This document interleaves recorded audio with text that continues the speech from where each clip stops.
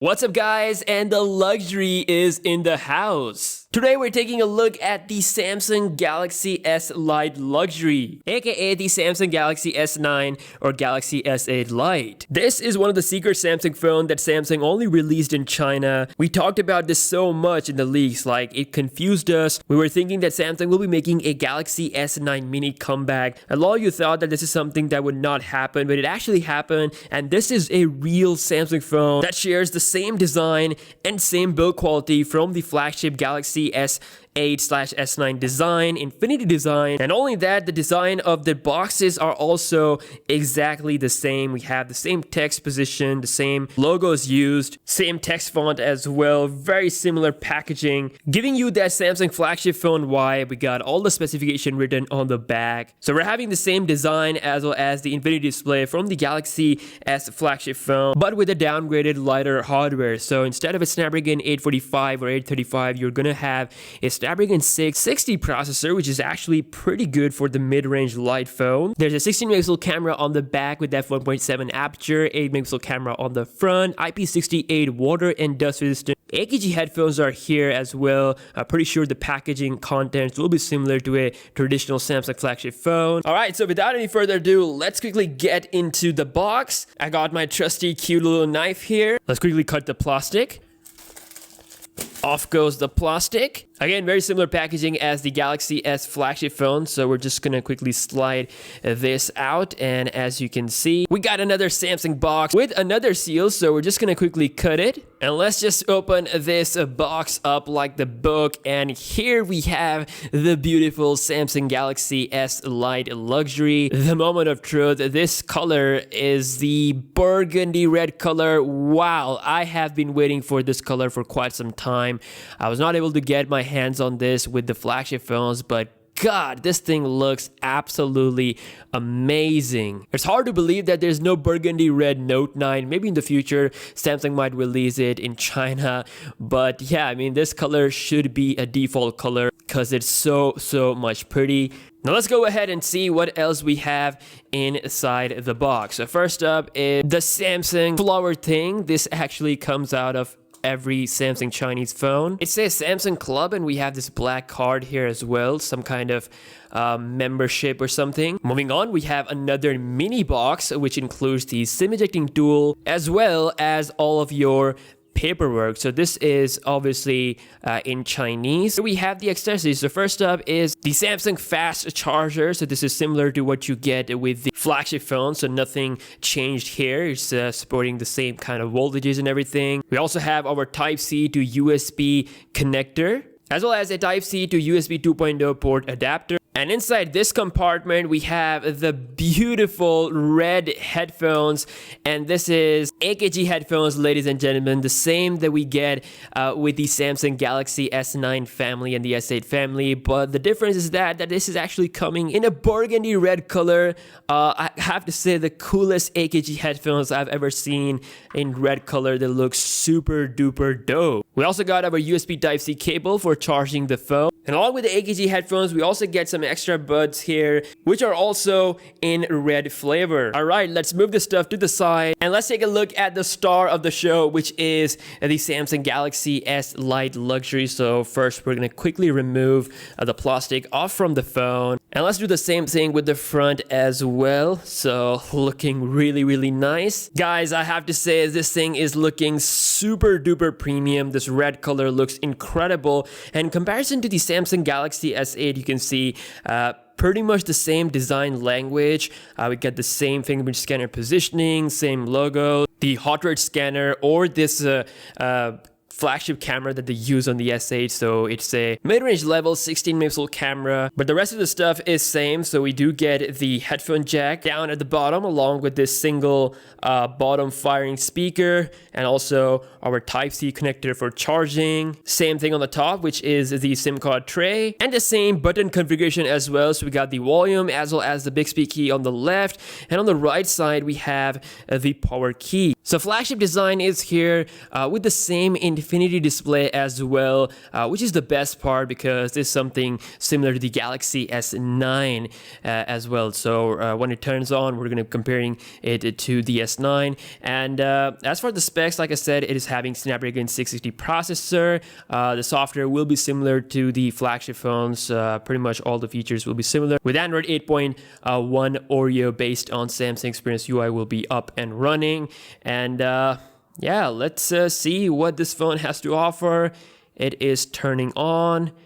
And alright guys, I'm going through the setup, and just to show you guys that this phone has all the security features from the Galaxy S8/S9. So you're getting the facial recognition, you're getting the iris scanner, you're getting the fingerprint scanner, and your normal PIN pattern and password. Alright guys, we are done with the setup, and as you can see, it is looking really good. The display is Super AMOLED 5.8 inch, and putting this side by side with the Galaxy S9, it's hard to see differences. Now the Galaxy S9 does have a slightly smaller top bezel, and same thing can be said for the bottom bezel as well. Just a little bit of a difference, not something that you would notice. Software wise, it is packing everything you would expect on a Samsung flagship phone. You get all the features including the Bixby, and which you can obviously initiate by pressing the Bixby key. And just like the Galaxy S9 family, it does feature a Force Touch home button to wake the display up. One of the few Samsung phones to actually have this capability, which comes really handy when you have to exit the application,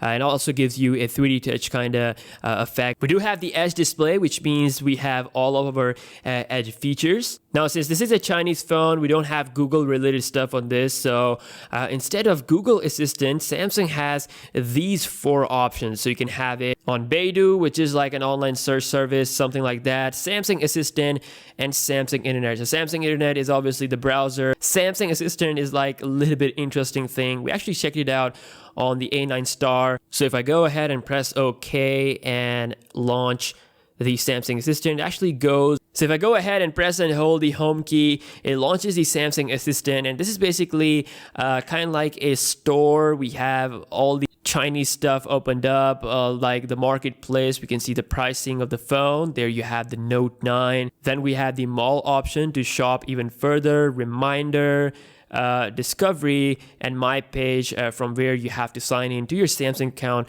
in order to take advantage of this whole Samsung Assistant. So yeah, I mean, they are clearly using this name inspired from Google, but yeah, this is I'm glad that this is something that they don't force on the international phones. So in the international phones, you still get your trusty Google Assistant. So what separates the Lite from not so Lite, which is the specifications. So behind this same design, we're actually having a Snapdragon 660 processor, which is definitely a mid-range processor, not as fast as the Snapdragon 845 in benchmarks, but definitely in a real-life performance-wise, it's going to be really close. I probably will do a speed test if you guys want to see that.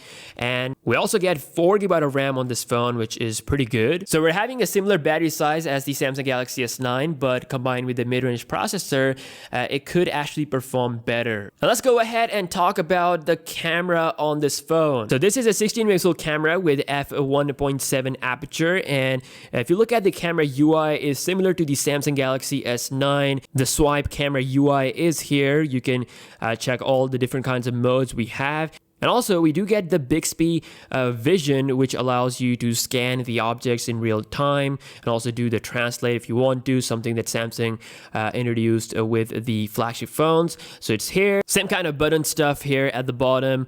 We can take the picture or jump into the main settings from here. So you can see that the video size is supported up to Ultra HD 4K, which is something that Samsung don't offer to their mid-range phones. And apparently there's only 2 non-Galaxy S/non-Note phones to have 4K video capabilities. So this one, the Samsung Galaxy S Lite Luxury and the Galaxy A9 Star, both of these mid-range level phones can actually shoot videos up to 4K, which is pretty good. It is a 16 megapixel camera sensor with f1.7 aperture, and we also get an 8 megapixel camera up front, which is similar to the front camera of the Samsung Galaxy S9. Now, switching to the front camera, we actually have the selfie focus mode here as well, which is something that you don't get on the Galaxy S8 as far as I remember. Samsung hasn't added this on the S8. This was debuted with the Galaxy S9 to take portrait selfies. So this is here as well, which is pretty good. Now, as far as the picture quality goes, this is definitely above